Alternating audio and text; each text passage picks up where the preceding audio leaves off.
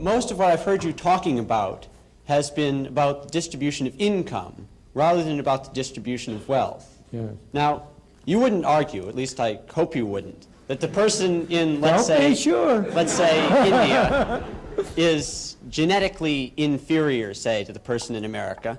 It's rather through the purely arbitrary circumstance of birth that he's in a country with a less developed economy or in a family that doesn't have as large a share of the capital. And that's not something that he's to blame for.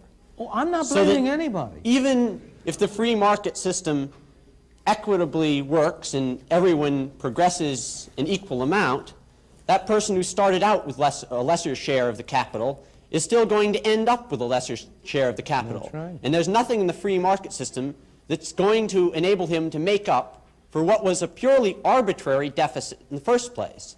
And given that the kind of people who become successful capitalists do not become that way by giving away their wealth voluntarily, isn't it necessary to forcibly redistribute wealth before you can begin to operate under a capitalist system?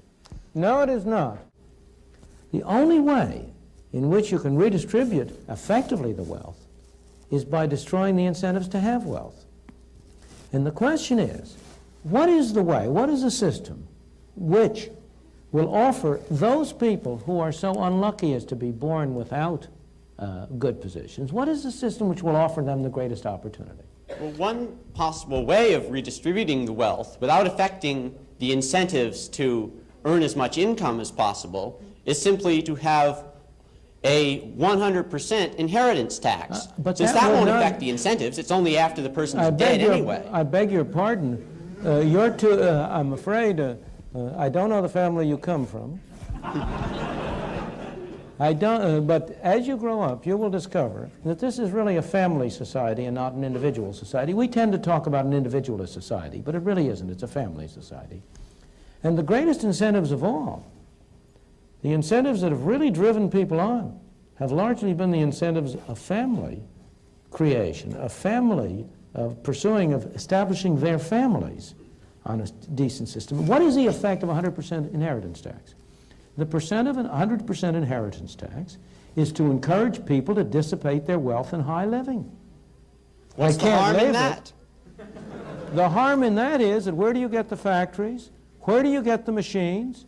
Where do you get the capital investment? Where do you get the incentive to improve technology if what you're doing is to establish a society in which the incentive is for people who, if they by accident accumulate some wealth, to waste it in frivolous entertainment? You know, the thing is that the thing that is amazing that people don't really recognize is the extent to which the market system has, in fact, encouraged people and enabled people to work hard and sacrifice in what I must confess I often regard as an irrational way for the benefit of their children. One of the most curious things to me in observation is that almost all people value the utility which their children will get from consumption higher than they value their own.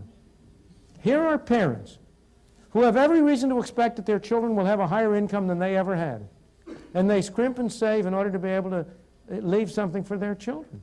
I think you are sort of like a bull in a china shop if you talk about the 100% inheritance tax having no incentive effects.